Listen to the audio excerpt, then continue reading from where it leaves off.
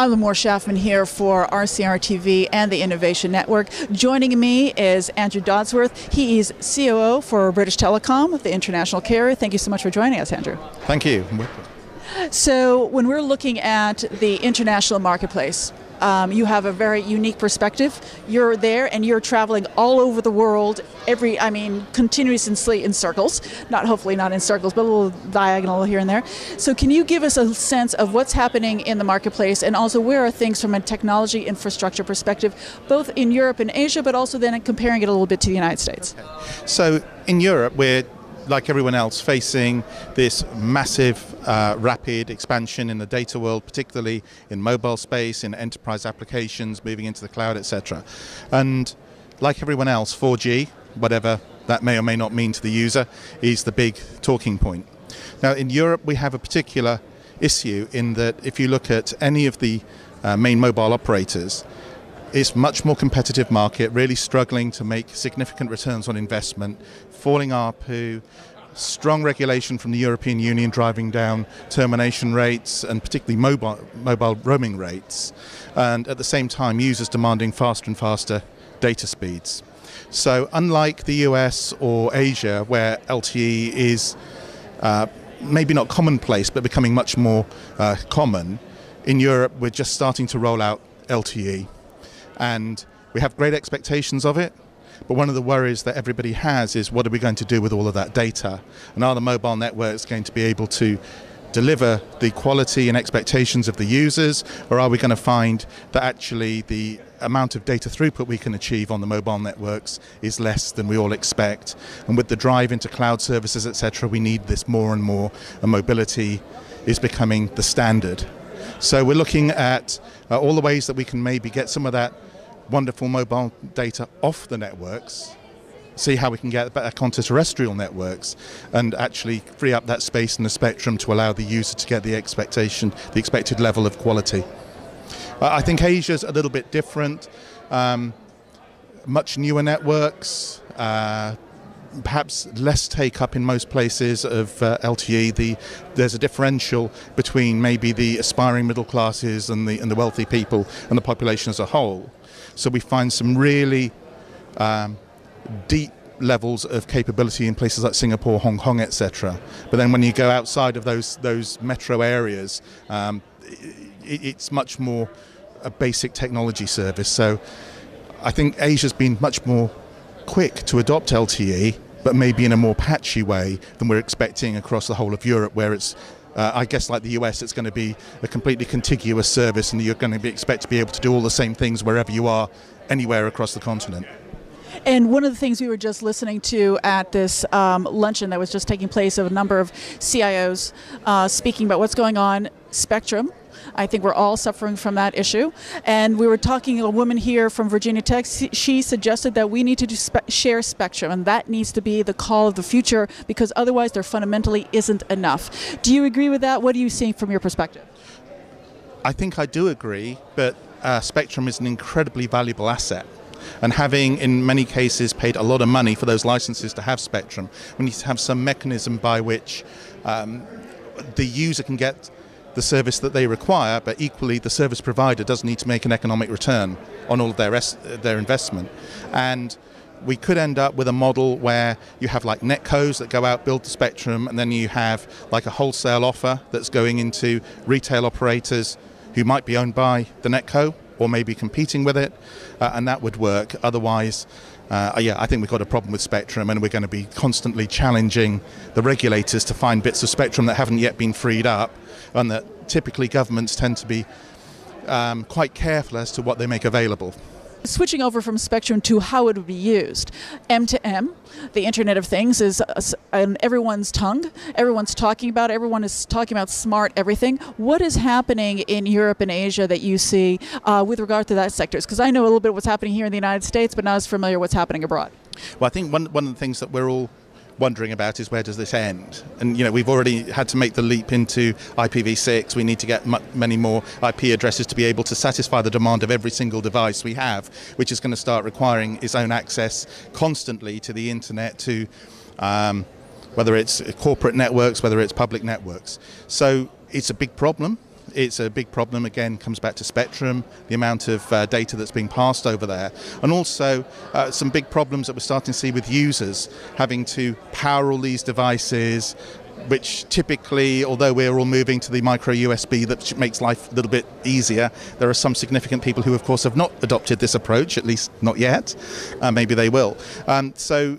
And you know, for a moment, explain what a micro USB is. Micro USB, the very, very small USB that your power cable now comes into. So I think if you buy most of the mainstream phones, etc., you'll find that you've got a universal capacity. So we only have to carry that one charger around, or maybe two if we need one of those white devices. But typically, if we got a common standard for the electrical interface, which is a big step forward, and we got common interfaces maybe on some of the security side, because of course we need to make sure all these devices are secure, because we're putting all of this data all about us into the ether somewhere. Then we have some of the security concerns, and then some of the things that have come out about big government and that have come out recently. That's starting to worry people. So much of our presence is going into this virtual space. What does that make for us, for individuals and privacy, etc.? Now, I know one of the big vehicle manufacturers is launching it on the next version of cars, an automatic device which will be able to control the device. It's got all of the crash protection. It's going to talk back to the manufacturers if there's any issues going on. That's going to be tracking where you are. So you've got all the things you're doing in your home. You carry these devices with you when you go mobile, because what you did in your home is now what you do mobile, whether it's TV, whether it's internet, whether it is you're doing. And now your car's going to know where you are. And even to the fact that when we go on planes, we've lost that one place where many of us that travel a lot turn it off. It was the one sanctuary we had left, and unfortunately that's gone. So masses of data, massive information about us, leaving our footprint, where we've gone, what we've done. All those privacy issues is a very, very big issue. And I think the privacy is the one that's probably worrying people more than anything else, which sometimes surprises me, because perhaps people have had I wouldn't go as far as say quite naive, but sort of they've been trusting. Well, I think one of the things that's very interesting for us here in the United States is, as you alluded to, NSA. It came out, it exploded in our news that the NSA is tracking everyone. And I have to tell you that for me it was like, and what were you thinking? Because, well, not necessarily just from the government perspective, but frankly from our marketing perspective. I mean, the moment you're signing up for a Costco gift reward program, or the moment you're putting, frankly, anything up on Google or Yahoo, they're tracking us completely.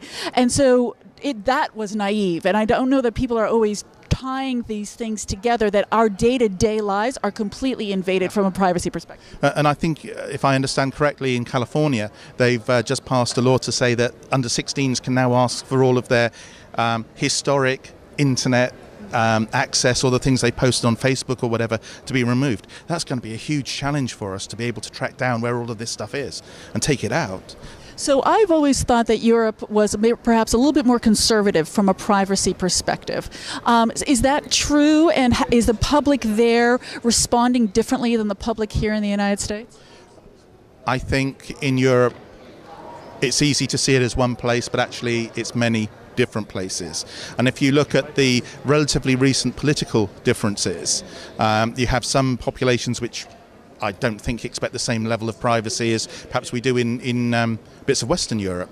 But I also think maybe some of us that worked in the telecoms industry for a long time take for granted that other people who aren't so aware of some of the things that are going on did have more awareness. And you're absolutely right. If you sign up for anything, you go onto Facebook or WhatsApp or whatever, and it's a fact of life that somebody somewhere is going to be keeping that data, whether it's a government, whether it's a corporation, whatever. And I know that we've had issues again with over the years, whether it's Apple, who at one stage appeared to be tracking where people were for non-controversial reasons, us leaving our footprints in Google, etc. The fact that I think with Facebook now, when you post something on there, particularly images, you're giving effectively a license for people to use these things. what's our data and what's somebody else's data? These are great big issues. Very big issues. So going back again to M2M, I'm just curious, are people talking about, are companies starting to prepare product over there for the connected home, like the refrigerator that's going to talk to you and stuff? Is that happening as much there as here? I don't think it is, to be honest. We see these things come out. If you go to some of the big consumer electronic shows, yeah, you have the infamous internet fridge. I haven't really seen a lot of it. I certainly haven't seen as much of the smart home, so turning on lights, changing heating, etc. I think that's all doable, and it will start to come out with new builds, etc. But we have a very conservative housing stock across most of Europe. I think you have a different approach here in the US to taking things down and rebuilding. So I think there's a lot to come. But certainly when you see some of the new developments that are happening, some of the big residential developments, some of this is now being built in. We're at the situation where now I think we have sort of Cat5 cable built into just about every home. Maybe we need to have mini Wi-Fi capabilities in every room now. Perhaps that whole Cat5 thing was a solution to a problem that never actually came. Right. Who plugs anything in? Yeah. And going just to, I'm curious about some other industries. Agriculture, I just actually was talking to John Deere. They're doing precision farming. Through M2M devices. Also the cars. I know Audi and BMW is doing a lot with a connected car. Anything that you're seeing, again, Europe versus the United States or Asia versus? So one area, and we talked about briefly in a session yesterday, was the issue here in the US about talking about moving to 50% coverage of broadband type capabilities. And it seems to me almost amazing that even allowing for the geography for the US, there are such large percentages of the population, particularly in those rural areas where there isn't the same degree of high technology. Now, in Europe, this is being addressed through the European Union and governments who have actually said this is a problem. We're not going to get the same level of economic development that we need to take jobs to those areas. So you get rural depopulation. You get a level of income in those rural areas which is less. And what we don't want to find is all the young people have to leave. Because, let's face it, if you're young and you don't have access to all of these toys and technologies we've been talking about, it's almost like a second class of existence. Well, the community just will die. Right. Eventually, that's exactly what will happen. So the EU in particular has identified in every country those areas where there is not sufficient level of reasonably high-speed internet access, because that's what we're talking about predominantly is internet access. And what does reasonable mean over there? Typically around about 12 meg. So it's not super fast by any means, but it's not down at the 2 meg level. And in different places there are targets for homes passed versus take up, etc. But basically money's been made available from central funds in the EU to specific regions which are seen as development regions, and very tight timescales, like 2 years to go out, roll these things out. And actually it's subsidized. There's no way you can avoid this. It is subsidized from central governments of one form or another to take these services out into the rural communities to allow those communities to grow and create income, pay more taxes. It'll pay back eventually. Right. And the results you're already seeing, you were describing to me a use case. Yeah, exactly. I mean, we've been doing it in the UK for quite a long time now. British Telecom has, for a number of regulatory as well as other reasons, we are the prime provider of these services, particularly outside of metro areas. And for instance, we've been creating customer service roles, etc., into some of the Scottish Islands, etc., where we've actually been able to take jobs back from India.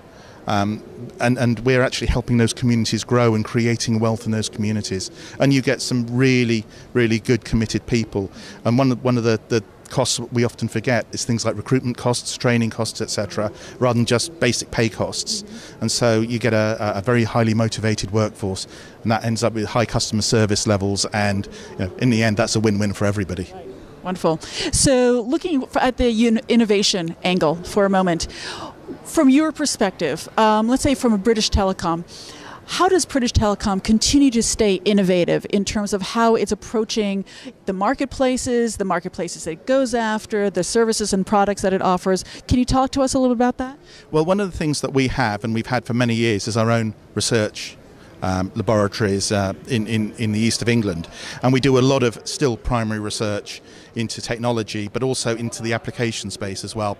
And the UK is actually quite a small market. There's about 50 to 60 million people out of a European population of about 500 million. Now, we have got clear objectives around where we are in the UK. When we go outside of the UK, we're predominantly focusing on major corporations, the Fortune 500 and the regional associated companies, and particularly where I work in the carrier division, taking some of these capabilities out and working with regional partners to take them into their markets. And the sorts of things we're looking at the moment is things like the mobile offload onto Wi-Fi, so auto authentication of SIM cards. It's hard to say it, and some of those things. And we see that we can take capabilities which we can roll out initially in the UK, and then we can either make available through trading partners, so indirect channel as we address it, or actually we can just make available on a sale basis where other carriers in other regions can adopt those things as well. We are a massive licensee for things like Office 365, all those key cloud type applications which we sell into our enterprise space.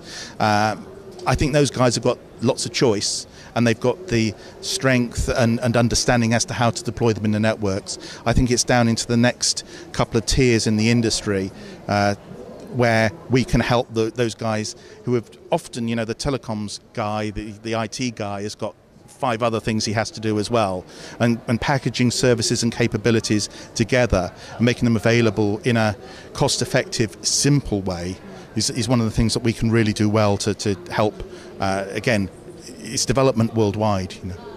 So basically, it's always keeping an eye on what is going on outside of British Telecom, paying attention to these other new companies that are very innovative, young, quick on their feet, and then bringing them into the fold. Am I understanding that correctly? That's right. In many ways, one of the problems we have with the new companies is spotting the right ones. We have a team of people who are based out in San Francisco. They spend a lot of time looking at startups. We have research facilities that we do in Israel. We also have a facility with Etisalat, who's a carrier in the United Arab Emirates. We've got a facility in Malaysia. So we've got people all around the world looking at these things, saying, here's a piece of technology, here's a capability, here's a company. How can we play with that? Where might that fit in our ecosystem? And do you know what? Sometimes they're successful, sometimes they're not. You just have to back so many different things. And the sad thing is, there is a great company out there that we don't know, and maybe they'll get the backing they need, or maybe they won't. But things are moving so quickly, you can't just do it all yourself, and you have to be absolutely open to partnering with people, and also looking at what you can bring. It's not always about cash, it's not always about money. Sometimes it is about being a distribution channel or bringing some skills that otherwise they don't have, because many of these startups, again, it's a small number of people, and maybe what they need is some help. So it's understanding your role, understanding what they're offering, being creative in terms of the mutual offering that you have for each other and how you could work for each other. Yeah. And corporate social responsibility is a big thing for BT. We've been working in Brazil, in South Africa for many years, and helping those communities there, and some of that starts to feed back as well. Great. And how about just within BT? Sometimes it's really tough when a company is as big as British Telecom to continue to stay innovative and to have an innovative culture within the corporation itself. Can you share anything with how BT keeps its hands on that? Yeah, I mean, like every other carrier and company like ourselves, we have major graduate programs. We're always looking to bring bright people into the company, see what we can do with them, what they can do us. Just today we kicked off, got a couple of MBAs into my division. We said, go and have a look at us and see whether we know what we're doing. We think we do, but come in with those new ideas. We encourage some of our employees to bring their children to work on a regular basis. That gives people like me an opportunity to talk to 13 and 14-year-olds that otherwise I never would, and say, how do you communicate? What do you do? And one of the things that we've spotted, that 18-year-olds work completely different from 14-year-olds who work completely different from 9-year-olds. So it's really difficult to know where things are going, so we're open to all of those things. And as I said, we have research and university relationships worldwide, and again, we're pulling on all of those things. We don't believe that from a European standpoint we necessarily know how things are going to be anywhere else in the world, and you look at what's happening in places like Malaysia, in Thailand, and people are doing things in different ways, and maybe we can learn from that and bring some of that back into what we develop for our own customers. Wonderful. I really appreciate the open perspective. Andrew, thanks you so much for joining us. Really appreciate the look that you've given us about Europe and Asia, and give us a slightly different perspective to those of us who are based here in the United States. Thank you. You're very welcome. And thank you all for joining us. Continue to watch us here on the Innovation Network and RCR TV.